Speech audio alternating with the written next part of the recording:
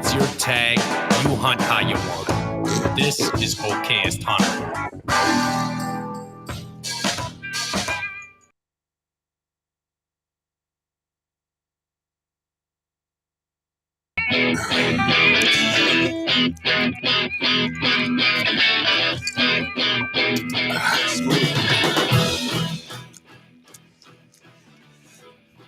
What is going on, everybody? We are live. The Okayest Hunter podcast from the Okayest Hunter podcast studio, brought to you by Spartan Forge. Head on over to spartanforge.ai and you can use code OHP for 25% off. They just launched their latest update. Yes. Today, just hit the App Store. So they are 4, Greg? Sorry. I don't know. I think you're number 3, right? I think you're 2. I just made you press a button just to press the button. No one's number 4. There's no seat. Who does number 4 work for? Anyway, yeah, their latest update just hit the App Store. So now Lambda Map is what it's called. Mm-hmm. And there's satellite imagery, but now he also has in certain regions, it's limited a little bit, but there's aerial. It'll grow. It'll get better. Yeah. But aerial map, I don't want to say footage. It's not footage, but like aerial map data. What's the word I need to use here? My gosh, it's crystal clear. And then you can like change the opacity of other terrain features to like you can kind of create your own custom setup of like topo on top of aerial, and you can mark public or private. And I was playing around with it. I mean, I wasn't because I was at work, of course. Yeah, so I mean, you're fine. You were working playing hard. around with it at all. But if I had been, you were working on. If I had been playing around with it, I probably would have tried messing with that a little bit. But I was in there today for sure. Like as soon as I was like, yeah, let's get this updated. Greg, of course, is having problems. No, it's all good. No. Oh, you got to figure it out. Yeah. Oh, well, that's beautiful, buddy. See, let a monkey do a math problem long enough, he'll figure it out. Oh gosh, that's how it works. Anyway, yeah, I don't have anything else.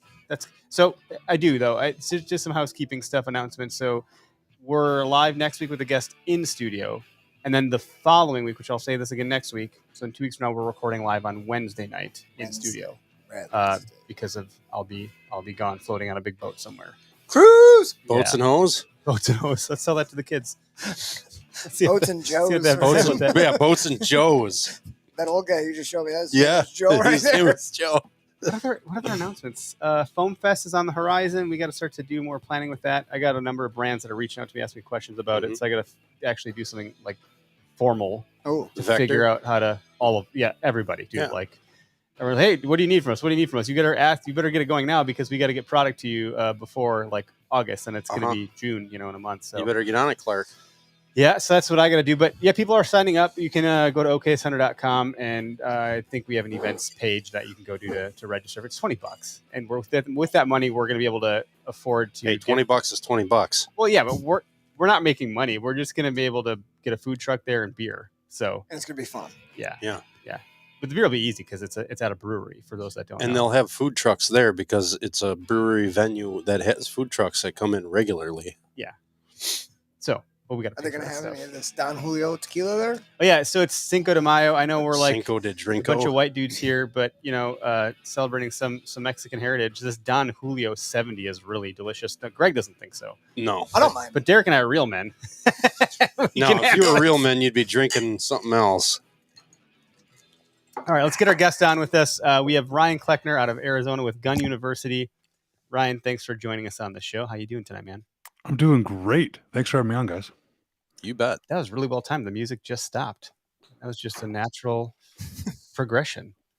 That was probably the smoothest intro we've done in a while. It's that tequila. You're welcome. And Ryan's got a great voice for radio, so yeah, here we go. Yeah, you got a good setup over there. Like most of our guests don't have a mic in their face. Nice headphones. They're usually like on their phone and it's dropping around a bunch of times and doing weird stuff. So these aren't plugged in. They're just props. It's all for the gram. Yeah. This is made out of styrofoam. Yeah. It's made out of styrofoam. Just like Greg's turkey decoy. What are those things made out of? Special top secret material. Okay. The one I got is ugly. Cheap plastic. You know, ugly. It works. As long as it works, I've killed more stuff over the ugly ones than I have nice ones. I think that's what it is. The one I got is ugly. Yep. Whoa, backfeed. Sorry, Whoa. no, I had to get the mute button quick. I did as fast as I could. So, Ryan, tell us a little bit about yourself and Gun University, and best-selling author, and you've traveled the country. You're a firearm guy, but I'll let you, don't let me introduce you. I'll do it bad. It's just not going to go well on the OK Center podcast. All right. I'll try and give the condensed version. It's exhausting just explaining what I do, let alone doing it. I actually prefer bow hunting, but I hunt rifle mostly because I'm in the firearms industry. So I'm testing a new rifle, or I'm working with a company or doing something like that. So I end up with a rifle in my hands very often.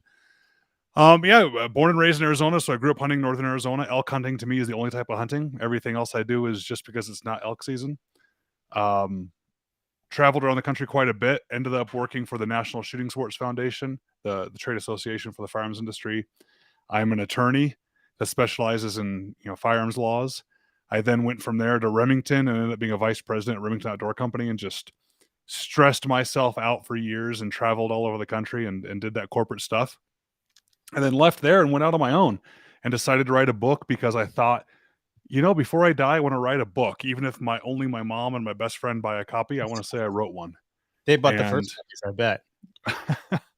No, the first copy is actually a guy that was part of the dedication of the book. It worked out just so fortuitously. It was amazing. A guy I was in First Ranger. I was a sniper in First Ranger Battalion and a couple deployments to Afghanistan.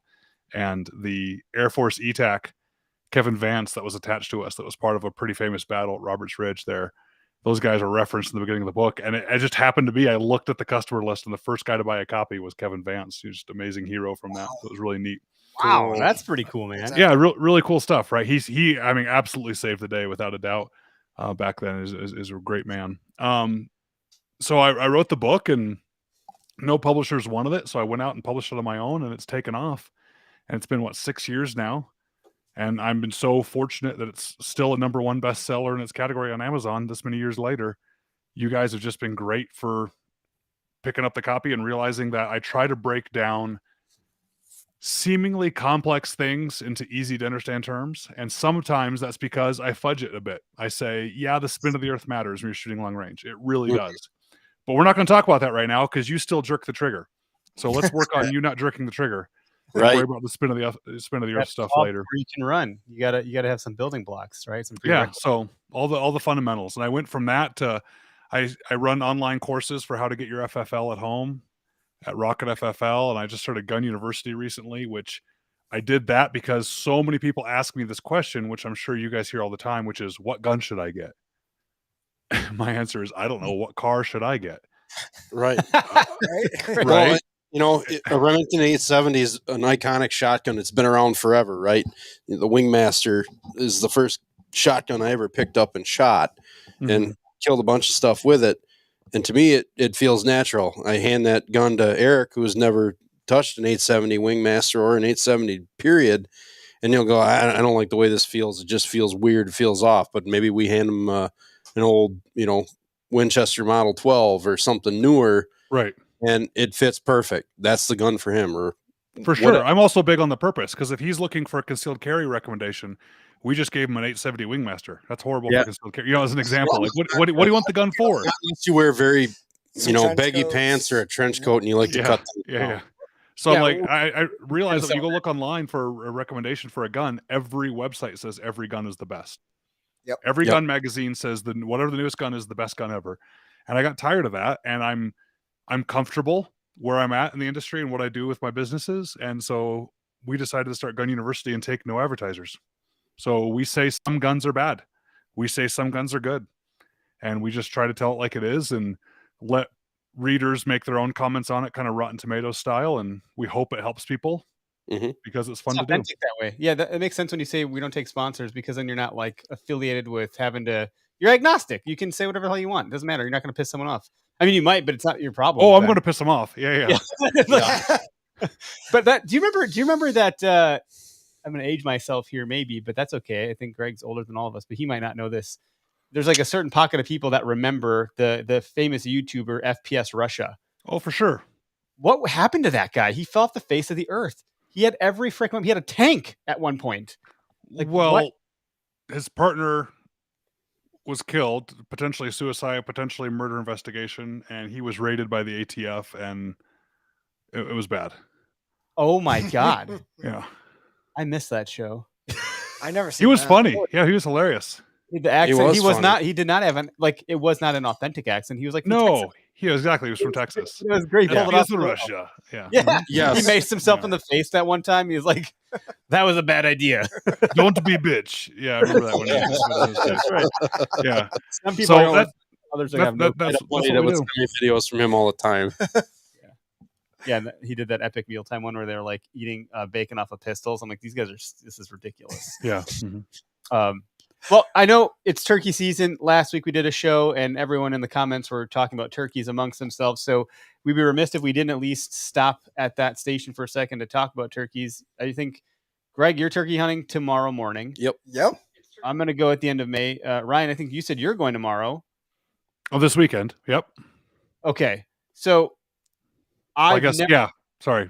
I've never done it ever. I've never done it. And I'm going for the first time ever. And my dad has an old shotgun. I texted you the specs of it. Like, And I'm like, you're not using that. but it, Here, you're gonna take Old Trusty and you're gonna use Old Trusty with it's all dialed and ready to go. People are like, do you have this choke? Do you have that? I don't know it. I don't know the literal first thing. know. Like, I was at Fleet Farm the other day. I was like, maybe I should just buy one for $400 and call it a day. Like, I don't know what to do here. Does it matter that much? Does it not? At 10 yards, if I see a big old turkey, I'll just 10 yards. It might not matter. I mean, you could shoot them with. Maybe I'll bring my bow. Yeah, right. You could shoot them with your bow if you wanted to.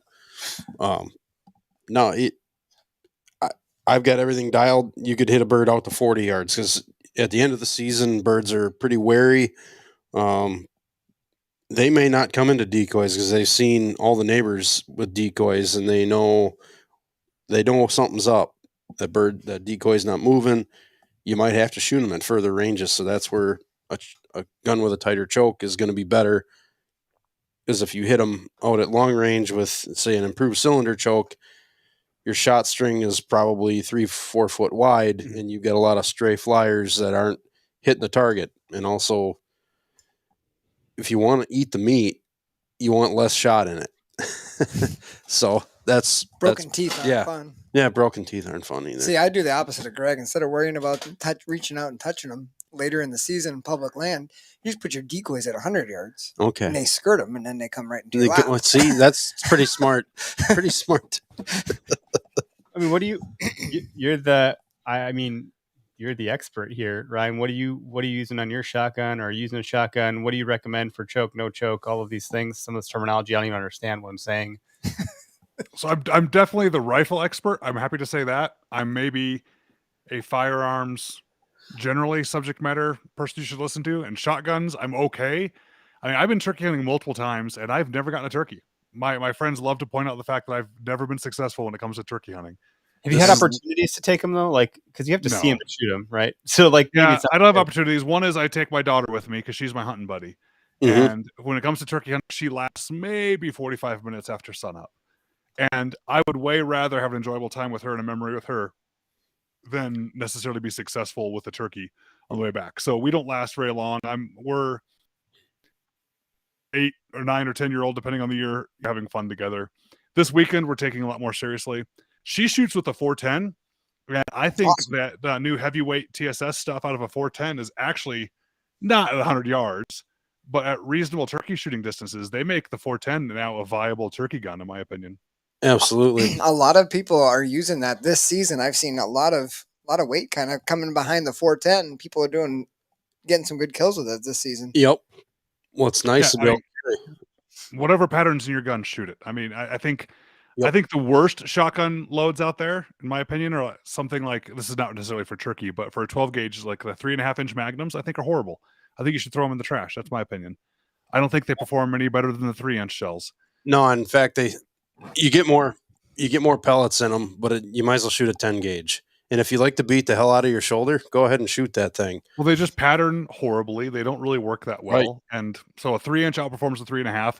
And when you're talking even 20 gauges, I think the 3 inches are horrible too. I think they overdo it.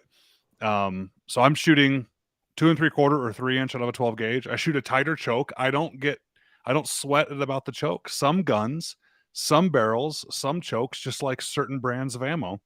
So I say, take it out to the range, find what pattern's good for your gun, and stop stressing out about it.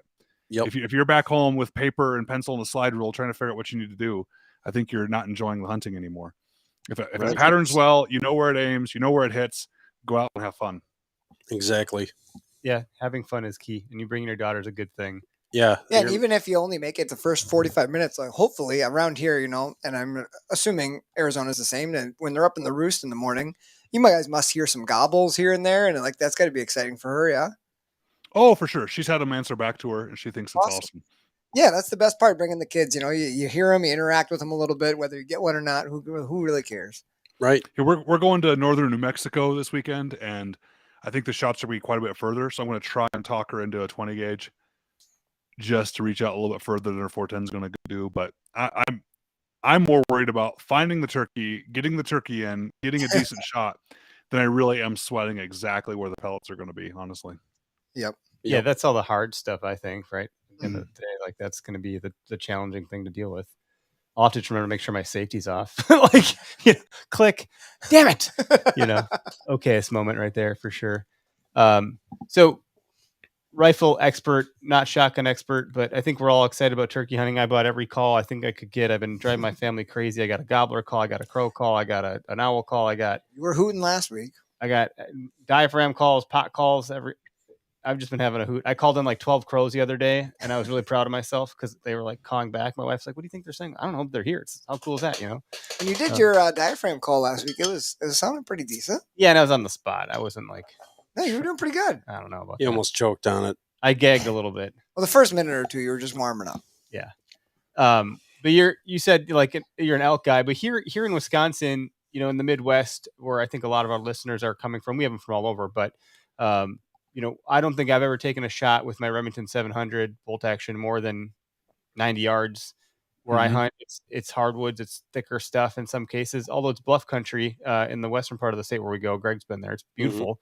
You can get some long range shots, but it's just not common to be shooting that far. And I got it scoped with a Nikon Monarch, which again, I'm not an expert here, but I bought that thinking that if I were to go out west, that should do the job for me with that setup.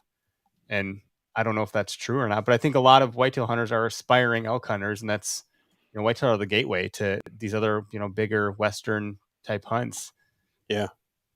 I mean, you're shooting a 30 caliber, and that's what's nice about 30 cal in particular, the .6. I mean, they make so many different rounds for it, but that 30 caliber, the 308 bullet will work, you know, 120 grain bullet all the way up to 220, and there might be some heavier ones out there, but there's a lot of adjustability in a 30 caliber rifle from a 308 to 30-06 to 300 Win Mag. Well, I don't even know that, like, Ryan, break this down. So I try to represent the idiot in the room and the lay folks and the people that are like the average Joe. You're doing a good job. Yeah, that's great.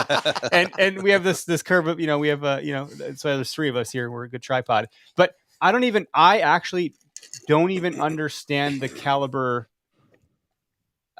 Greg, you just said these different things. I don't even know what that means. Like when I go to the store and I look at like shelves and shelves and shelves of bullets, like why am I getting a heavier grain versus a lighter grain? Like why am I getting this brand versus that brand? Why am I getting silver versus whatever? Like there's all these different, you know, points and tips and right. What do we need to be? Like, I personally never heard it explained, the 30 caliber and the whole family. I've never heard that explained ever. It was the first time. Really? Well, 30-06 is one of the most flexible calibers there is, because you can off the shelf, you can buy 165 grain up to 220 grain, commonly available.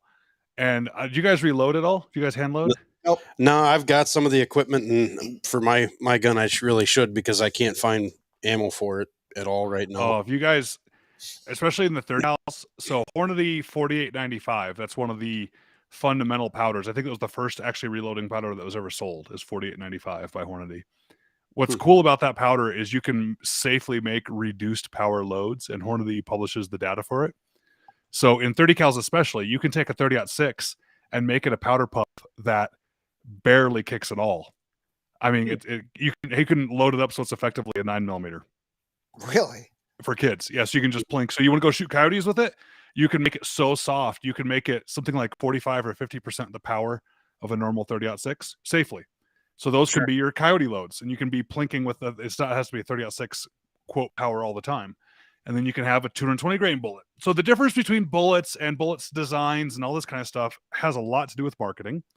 There's no new cartridge that really does what any other cartridge hasn't done before it, realistically. So you could, if you took a chart and graphed out all the trajectory of bullets for rifle cartridges, or graphed out the energy of different bullets, they're all going to fall into about 4 or 5 different bands.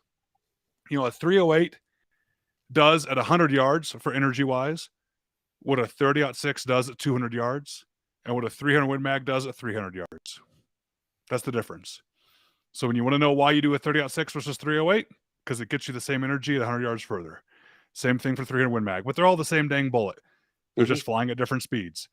When it comes to bullet design, I think all this retained weight is a myth is too strong of a word, but a false idol. I'm the anti-retained weight bullet guy. I like, most of the time when I'm hunting, I like bullets that go into the kill zone and explode, for lack of a better word. I think it's funny when guys will tell me with a picture of a bloody bullet in their hand and an animal at their feet how their bullet failed. What if the bullet failed? How do you have it in your hand? It did what it was supposed to do. Yeah. So for me, for elk hunting wise, and I'm fortunate enough to be around, either getting myself an elk once a year or being around other people. So I'm seeing 1 or 2 elk a year shot. And the best performance I see are the bullets that go in and break apart. Now, that means I'm not going to take a 200-yard quartering away from me shot across the canyon with the bullet I'm bringing, because I know the bullet I'm bringing is going to go in about a foot and a half and break apart. In that case, you would need a super bonded bullet to penetrate through everything. But I think that just came out in the 60s. All those Weatherby cartridges and velocity started getting so high, we needed bullets to stick together. So the industry got smart with marketing and made that part of the term. But anyway, the last 5 elk I've shot have been with a soft point, lead exposed soft point bullet in 6.5 Creedmoor. I don't recommend that. I'm not saying that's what everyone should be using. Sure. But I carry a tiny little rifle. I think it's a full 6 pounds with the scope. Nice. Through the woods, and it's in 6.5 Creedmoor and soft point bullets, and it kills them deader than you know what. They don't travel far at all. They die right away. One shot. That's the rifle I took to Africa and shot everything there with it. Same thing, but I'm able to put the bullet in the heart when I want to.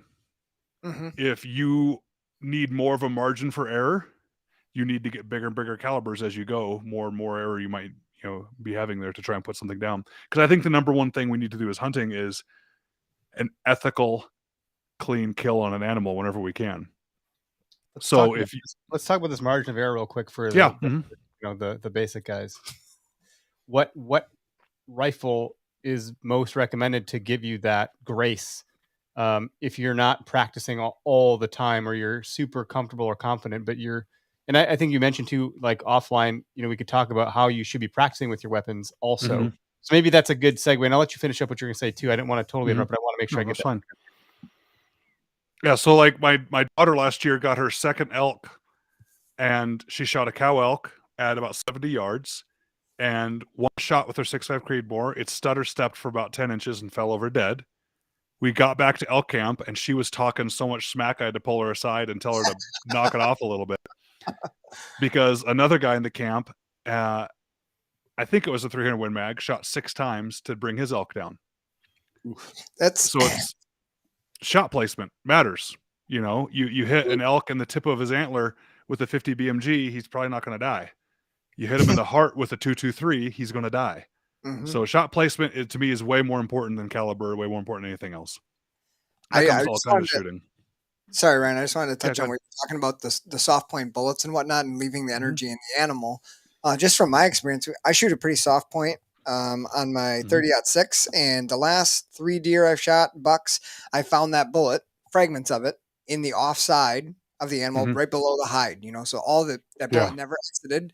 People say, you don't get a blood trail, but the deer never go further than 30 yards. All that energy is in. Like you're saying, it's completely destroying the vitals where you're hitting them. And I'm just thinking back to when we went to Montana. My parents and I did a mule deer elk hunt quite a few years ago, And my dad was, researching and bought a 7mm mag and bought these super bonded bullets, for elk. Yeah. And we ended up stocking up on a mule deer buck, and he shot it with those tips, and that deer never flinched. He shot it, he missed. He ran up on the hill, boom, shot again. I'm holding right on. Deer didn't even flinch.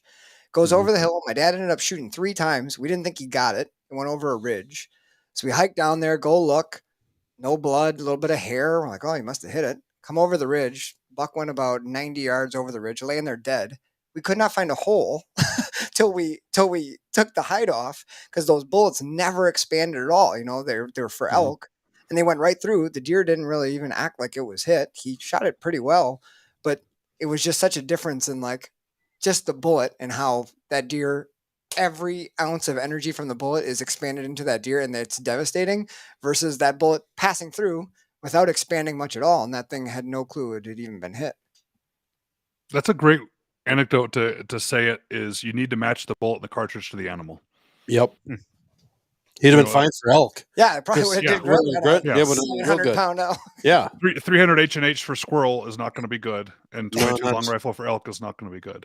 You need to find something that's appropriate, and the style of hunting you're going to be doing. So I have access. I'm spoiled. I have access to the best rifles and the best ammo and the best everything out there, and I shovel kills more things than I've ever seen ammo. I shoot the S&B Cellular and Bellow. You guys ever seen that brand? No, never. For 6.5 Creedmoor, I think I get it for $6 a box. Retail. Wow.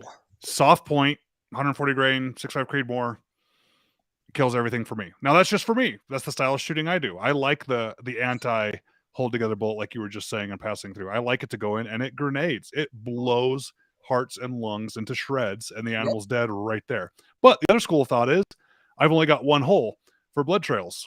If I had to choose, I'd rather not have a blood trail. I'd rather trip over the animal. Exactly. Laying there on the ground. But again, I got to hit it where I need to. Now that margin of error, if I make a bad shot and I shoot it in the butt, I'm just wounding that poor animal, and it's going to run and run and run, and I'm not going to have a good blood trail. I'm not going to see things. So there is no magic caliber, and I think you're getting bad information if someone ever tells you that. Like, you have to have this caliber for elk, for example, because most people I know tell me that 6.5 Creedmoor is too small. What is with there's some like, there's a lot of articles about it too. Oh no, I'm going a different direction here. I'm thinking there's like these shit talking pages that exist on social, and I don't know enough about this stuff to understand why people talk crap about the 6.5 Creedmoor. I don't understand. It's a popular topic. The round is popular. It's kind of like the new generation of shooters now use 6.5 Creedmoor. It's kind of the bougie round. Here's my theory: if an arrow can kill it, so can just about any centerfire rifle. Right? That's not the most logical point. Yep. Like, get off your high horse, people. Yeah. It'll work. So I took a while to warm up to 6.5 Creedmoor. I'm very slow to adopt new cartridges because of what I said earlier.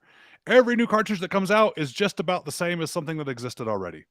They're not reinventing anything new. 6.5 Creedmoor is the same as 260 Remington, is the same as 6.5 Lapua. If you take those 3 cartridges and put them on a graph, Winchester Magnum. You couldn't tell me which one was which. Well, it's same speed, same bullet.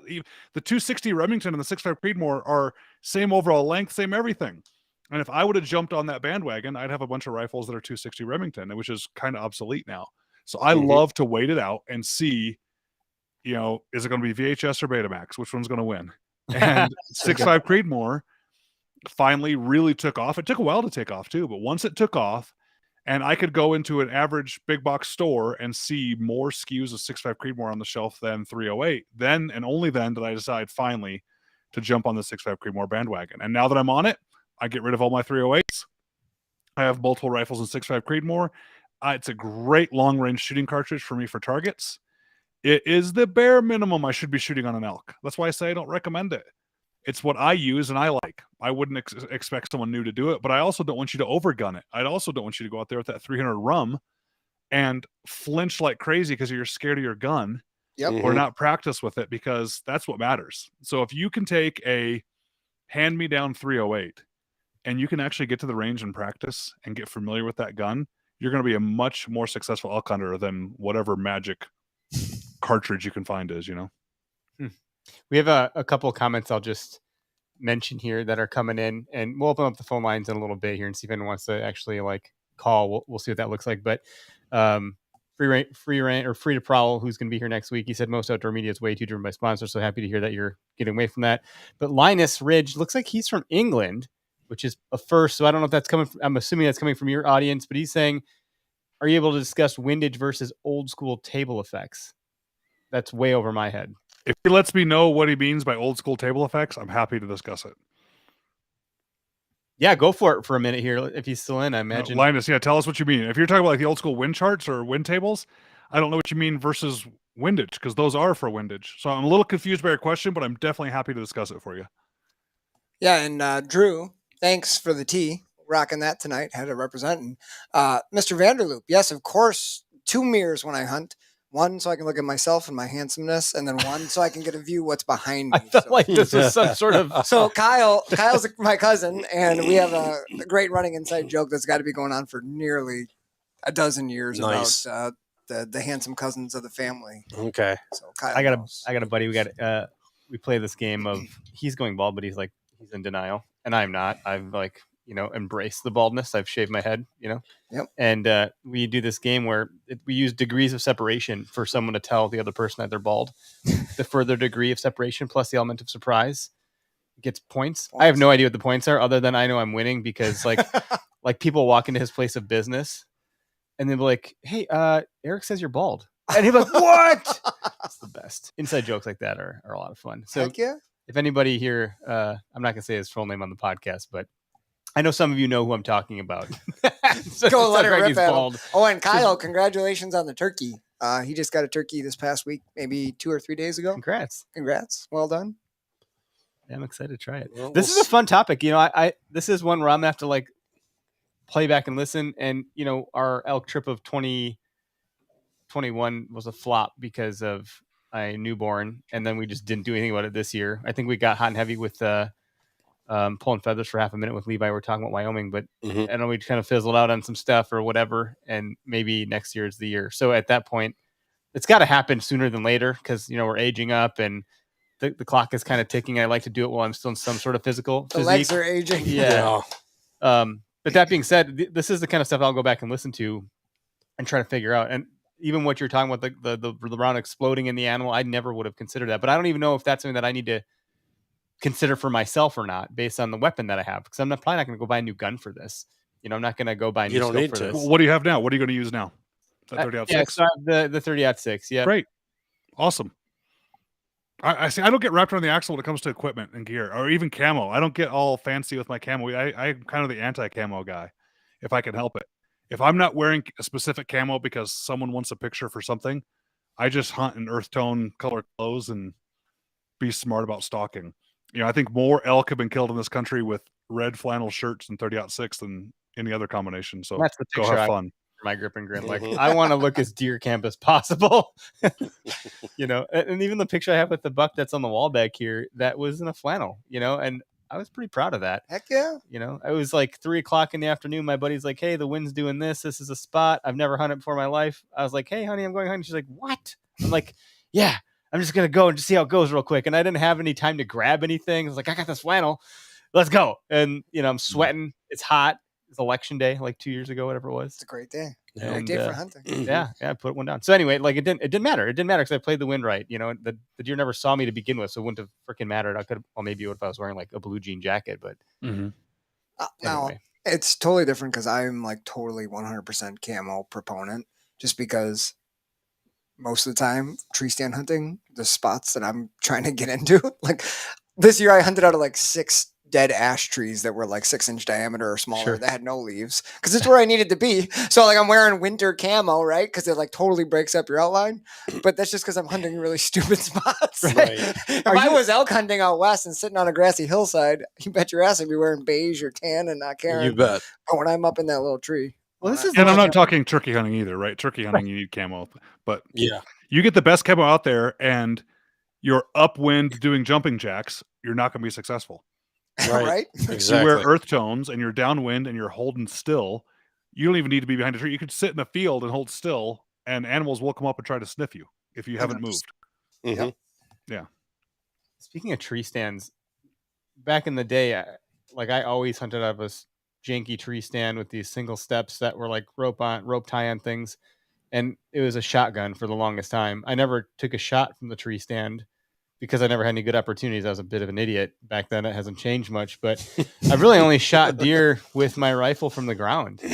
I've never actually shot a deer from a tree stand. Have you ever much experience with that? Like, I don't know, it just feels different than a bow. A bow is, I'm sure it's not that different, really. Probably pretty easy. You're asking me? I'm just thinking about it. Well, what's difficult about shooting a rifle from a tree stand is if you don't have anything in front of you, it's difficult to rest, support. depending on where they are. Yeah, you're Right? offhanding When they're on it. the ground, I mean, I You're always offhanding find it. a tree. You're I always seeing find the- a tree and I just push my hand up against the Yep. tree and you have an automatic rest. Yep. But when you're in a tree stand, you either, if you don't have some kind of shooting rail or a tree in front of you that Right. you can rest on, that's the only tricky part. Prone is the most stable shot you can take, right? For like sure. full prone, if I'm not Mhm. mistaken. So then So what the lower you are to the ground, the rifle is to the ground, the more stable you are. So the higher Mhm. away from the ground that rifle gets, the less stable it is. Yeah, okay, that makes sense. So always try and get as stable a shot as you can get. But that's what you should be practicing. So I see guys getting ready for hunting season. They might go to the local range once, pull out that box of shells that's 10 years old, which you don't need to buy new ammo all the time. That's fine. No. That have 3 shells missing from it. They put 2 shots in there. They shoot. They hit reasonably where they want to. They say, oh, I'm good. And then they go hunting. The problem with that is there's no shooting benches in the wild. No, And none. making sure your gun is zeroed, fine, use a shooting bench. Once it's Absolutely. zeroed, you need to be practicing in realistic hunting positions. I would way rather, even though I think 200 yards is personally for me too far for shooting for hunting. I don't like shooting that far. Heck, we'll just make it 100. Take a paper plate at 100 yards. Do something to elevate your heart rate a little bit. Do some push-ups, do a couple jumping jacks. Don't get crazy tired, but just a little bit. And grab your rifle and lean up against the post for the awning at the shooting range, or drop down to a knee and use your front elbow on your knee and try and hit the paper plate. If you can hit the paper plate each time, you're going to be excellent at hunting because that's the kill zone of an animal at 100 yards from an unsupported position. You'll be way, way better at shooting practicing doing that than you will be shooting pretty little groups to make yourself feel better. How many people do you think are going to do that? Do you think there's just Very some pride, few. or they're going to be feeling embarrassed or weird? Because I would like to do that. Like when I used to shoot my bow, I would take paper plates and I'd go to this public range with these hay bales and I'd draw on them with markers and it was fun stuff and make a big thing of it. And I really enjoyed that. But people would be like, "What the hell's this guy doing?" You do should be that. doing this at home, by the way, though. You should not be at the range yet. You should be dry practicing. Yeah. I strongly believe you should be shooting your rifle empty more than you shoot it with ammo in it. That's what they do in the military. You get like what? You're You practicing get your almost a whole trigger month squeeze. of grass week before you ever shoot a round through that thing. It's all dry fire to Mhm. get your positions down, right? Mm-hmm. And everything you do or fail to do with that rifle happens up until the point that gun goes click. So if you're going to mess up the shot, I mean, how about this? Just take pistol, for example. We've all shot pistols before, Mhm. I assume. And we've all at least once caught ourselves Anyways, of flinching course. bad with a pistol. I still do it, right? When do you catch yourself flinching with the pistol? Is it when the gun goes bang, or it was when the gun was empty and you didn't realize it? It's always the gun goes click and it doesn't go bang.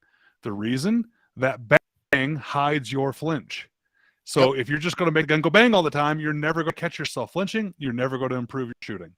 So the gun will hit where it's aimed, whether there's a bullet in it or not, for your practicing. So if you dry practice and put that paper plate up and turn the scope down, stop having the high magnification of your scope, turn it down to as low power as it can get, and practice over and over going click, click, aiming at that paper plate. And this will also teach you to get good at what I like to call calling your shots. Knowing exactly where that reticle was when the gun goes click is vitally important. It makes you a better shooter.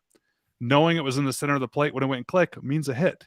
Knowing you pulled it 2 feet to the left means you would have missed 2 feet to the left. You can get great feedback, great practice, and you will become a significantly better shooter doing that than even doing it at the range. That's great advice. Yep. You could do that in your basement all day long, Greg. Mm-hmm. Dry practice and call your shots. I even have my students call their shots out loud. Center, left, low, and you get good at learning where your shots are going to be. And another piece of advice, if I can give you here, and not try and cram in too many rifle shooting tips, is stop trying to be so precise. So I'm like the precision rifle guy, and I try to teach people to stop being so precise. So you all, I bet, are doing this. You are all aiming at the target, and you have this little internal monologue that goes a little bit further left, a little bit more, up, too high, a little bit down, right about there. And you smash the trigger when you're in the center of the paper plate. Oh yeah, that's me. That results in poor performance. Same That's thing. not good trigger control. It's the If same you- thing with a bow. Yeah, It is. exactly right. Yeah. So if you decide what the target is, if you decided that the paper plate is an acceptable hit, okay, you've now defined the target as anywhere on the paper plate. Why don't you just let the reticle move anywhere within the paper plate? And as the reticle's moving, start applying pressure to the trigger. When the gun goes off, if the reticle is at the very edge of the paper plate, that's still considered a hit. I would take that all day over trying to get the bullet in the dead center and then jerking the round 3 feet to the right. Okay. So Linus just messaged back in. So we're going to put a pause on that conversation and go back to Linus Ridge here. So what he's asking is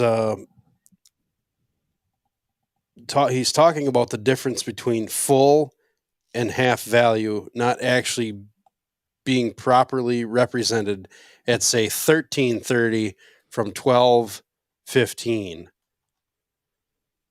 Not sure what that's about. Yeah, and you're then, losing me, bud. Mhm. yeah, it kind of losing me too. Maybe we But can, then, maybe you but can then- go back in the comments with him later on. Or yeah, something. might be something you want to check at. Take a look at the comments.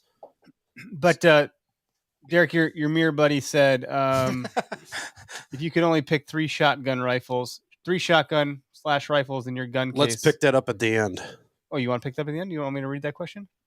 Yeah, well, let's Linus let's comment save back? for the let's let him finish talking about squeezing trigger and trigger flinch. Okay.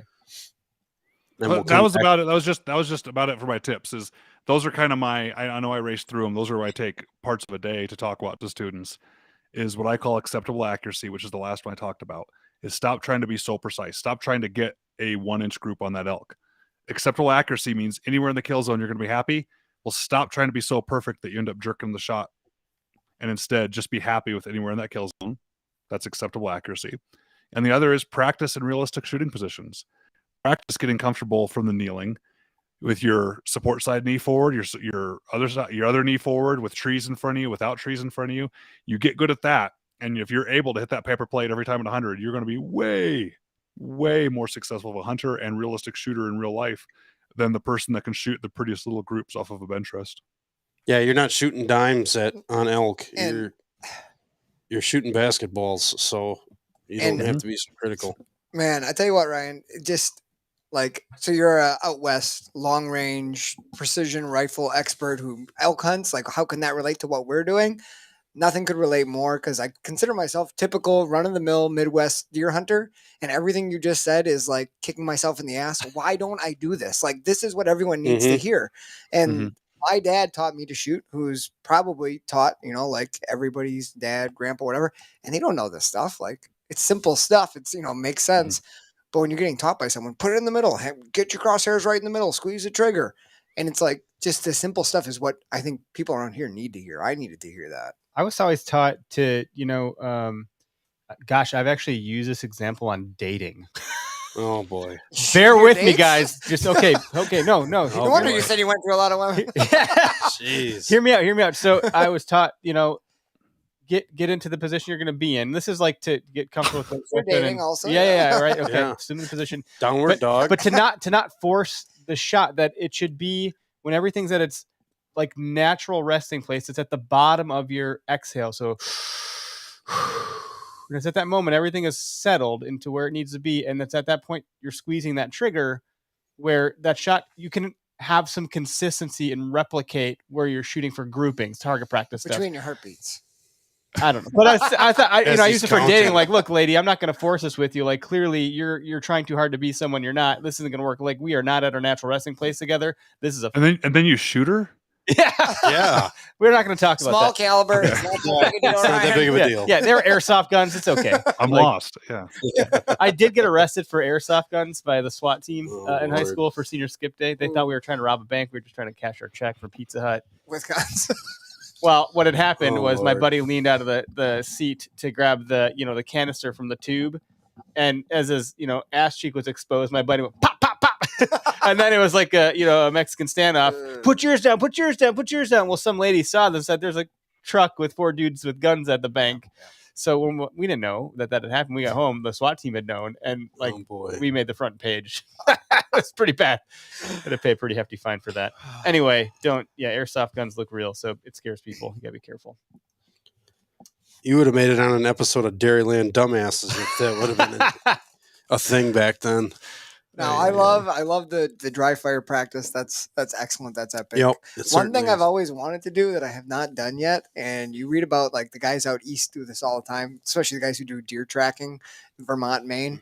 A lot of them have like rigged up deer targets on little zip line, little pulley systems. Huh. And to practice, you're tracking a deer, you're almost always jumping it and then shooting at it, running away. Not an ideal position, but Never. like so different than Western hunting, but like that's what these guys do, right? Right. So not that I necessarily do that, but that seems like a great way to like learn how to calm your heart rate in adrenaline situation And learn how to maybe even lead a little bit. Follow and lead. Oh man, I just think it'd be super fun to grab a box of shells and freaking zip a decoy through the woods and let some rip if you're in a Jeez. safe spot, Mm-hmm. It's a totally different style. You're practicing shooting out of the driver's side window also? Or the passenger side if no one's in there. Yeah, only at the bank, of course. Oh, The man. drive-through window. Oh. Stories for days. Leave guys. it to you. I was a senior, come on, we were all proud of senior skip day, and what we did is go shoot airsoft guns at each other at the bank and get arrested. Walk slower, turn around. I am walking slower. I don't know what to do. It's just, ay. Wow. Anywho, I've derailed us a bit here, but we are getting close to the top of the hour. I do have the phone number on the screen if you want to call in, share a thought, ask a question. I think, Ryan, you're a wealth of knowledge here. If anyone has a question, the phone number's on the screen. It's 262-757-4122. You can always comment in your question. Also, as we've had a couple come through, I think I'm going to ask that question about the gun that you maybe not ask, Greg. 3 guns for the rest of your life. Which 3 are you picking?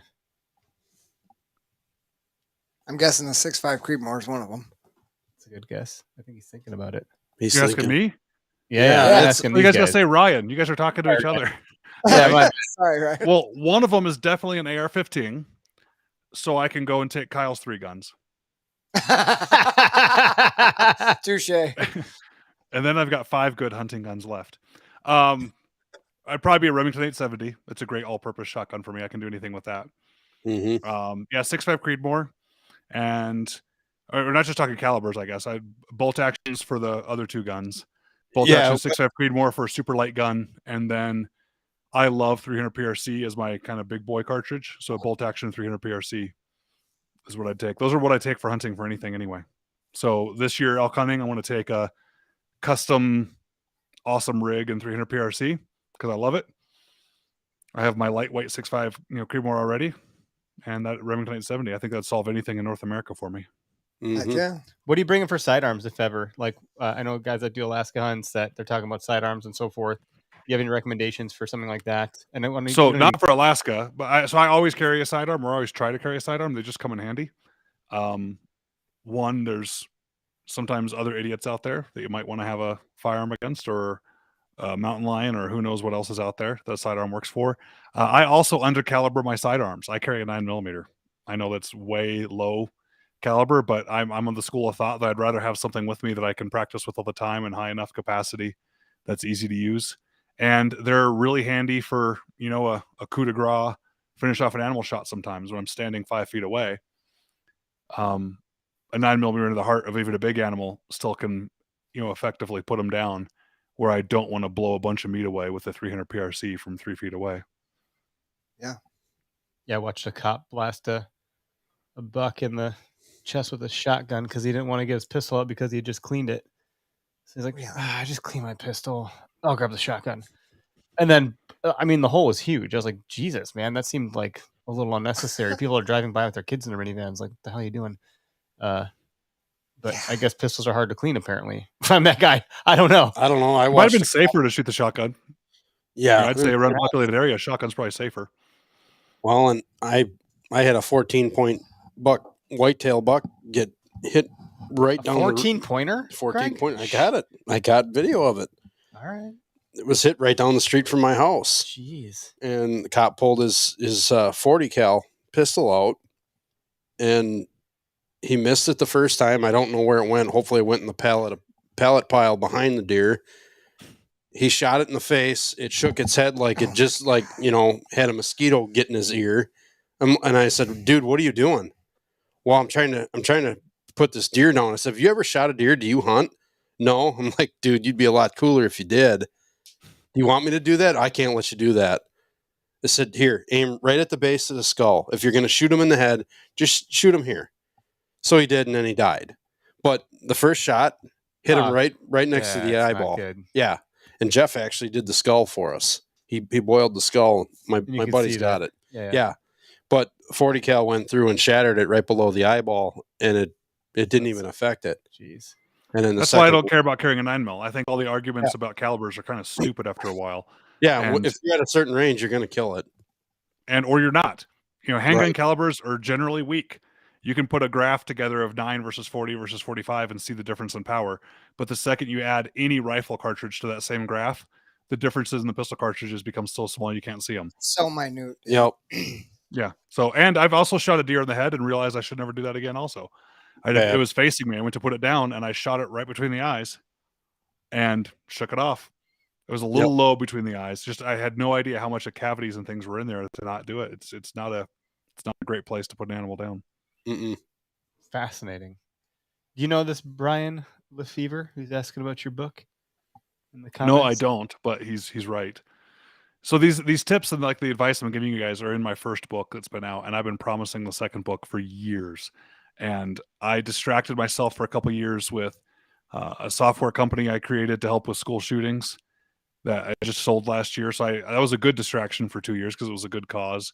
And then I distract myself with all these other projects. I quite never get that second book out. And so it's hard for me to peek my head up anywhere in internet land without someone like Brian busting my chops about not having that second book ready. Keeping you honest, Ryan. Yeah, I appreciate it. Mm-hmm. What is the first book called? I don't know if you had said it. I know you said the first book is the Long Range Shooting Handbook. It's a orange book. You can find it on Amazon. It's like I said, it's been very nicely reviewed and purchased. Has something like 7,000 5-star reviews because you guys are awesome and kind. And I write it in an everyday language. And I even put in there, hey, if you find a mistake in this book, you don't like how I phrase something, email me about it, and I'll include your correction in the next version. And I think I've made 3 or 4 different edits because of people. So I like the whole idea of a community of shooters out there. And I talk about things like the acceptable accuracy or how to set up a scope or these little tips and tricks and some anecdotes about why they worked for me. And I think they make people better fundamental shooters. Can I give you guys another tip? Yeah. Focus only on the reticle and stop looking at your target. So the reason why it's easy for people to miss with these super high power magnification awesome scopes is because that really big magnified image that's super clear makes the animal look really pretty. And you spend the time looking at that really pretty animal and have no idea where your reticle's actually at when the shot breaks. And that's why guys will shoot animals in the antlers sometimes, because they're staring at the pretty antlers instead of focusing on the reticle like they should be. So I made a focus on the reticle, acceptable accuracy, steady pressure on the trigger, be stable. You're going to hit everything just fine.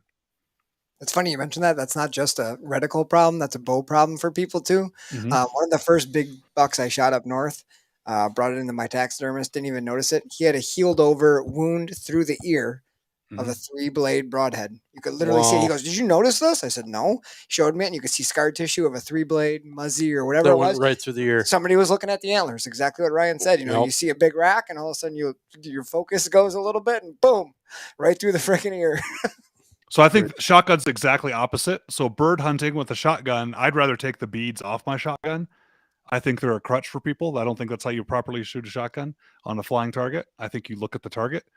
And that's why I think some guys are better hunting. They'll go shoot clay targets and they can't hit a thing, but you take them out into the field and they kill all the pheasant that are in the air, because in that situation, they're looking at that big, pretty pheasant flapping through the air, and therefore they hit it just fine. I'm glad you said that, because I've seen this pattern of people that tend to be, better with a rifle are terrible with clay pigeons and pheasants. They just can't do it. I'm That was one of me. those people.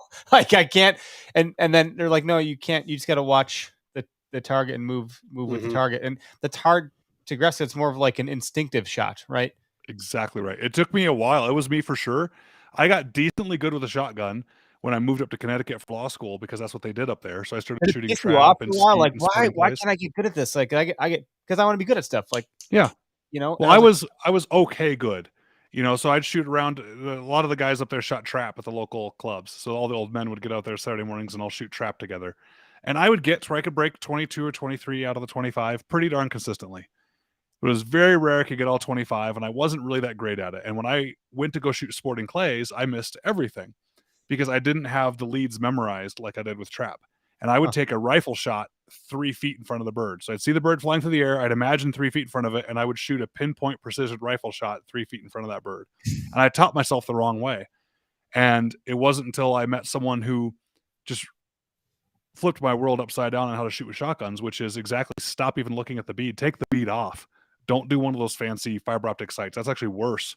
Mhm. Just look only at the target and instinctively swing and point. And the analogy I give is if one of you guys were walking across my living room in a diagonal, holding your hand up saying, toss me your keys, I wouldn't do the math on how many feet I needed to lead you with the keys. Mhm.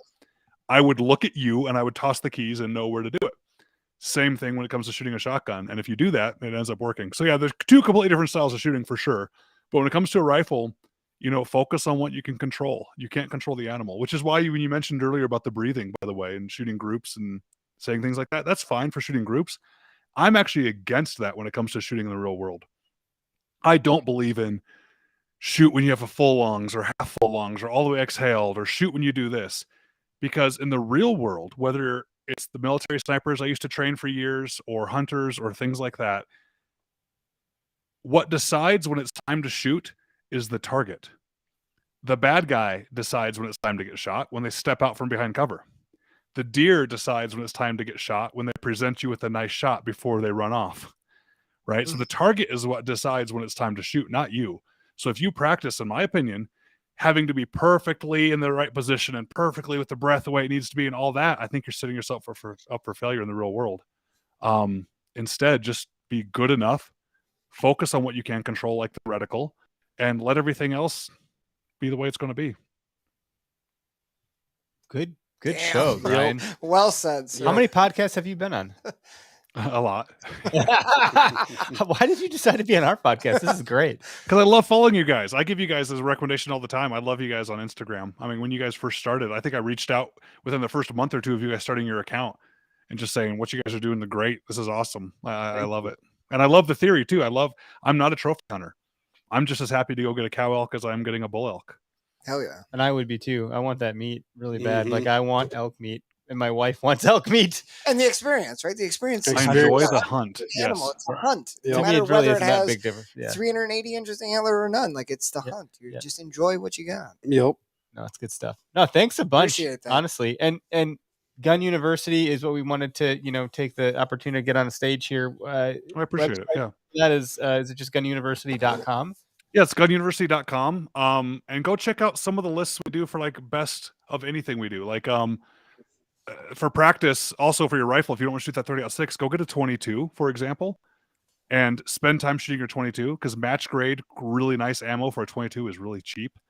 And you can get good at all your positional shooting and all of your trigger control and all of using your scope at 20 yards and not spend a whole lot of money and not induce a flinch. It's really close to dry practicing, but you still get some bullet feedback, and it's a heck of a lot of fun to do it. And I bring that up with Gun University because, for example, we do a best 22s where I went through and I listed my best 22 for hunting, my best 22 for target, my stuff like that. And if you guys are up for it, I'd appreciate it. Just put a link in there in the notes for people to see it. You can go read through why I recommend different 22s for different purposes, and you're getting the from me on what I like and what I don't, and you can tell me if I'm right or wrong and join in the comments there. Yeah, send us that link because we produce the same night. So post this call, like get that over to us pronto, as well as an image, I suppose, or we'll just find one. We usually just do that, but yeah, we're gonna go ahead and live broadcast. The folks that commented through, thank you, Linus over from England. Great questions there. Ryan, if you get an opportunity to go back into the chat, maybe you'll have more time to consider what he was asking. And refine that. It's live on YouTube, and some comments came through on Facebook and so forth. But thanks I everybody. think I figured out what he's saying there at the end, but it sounds like we're wrapping it up. Yeah, we're bringing the plane in for the landing here. All right. Got to put the kids to bed. These guys got to drive home like an hour and 30 minutes, whatever it is. So, thanks for tuning in, everybody. I'm going to end live broadcast. Ryan will hang out for just a second and debrief, and everybody have a great night. Thanks.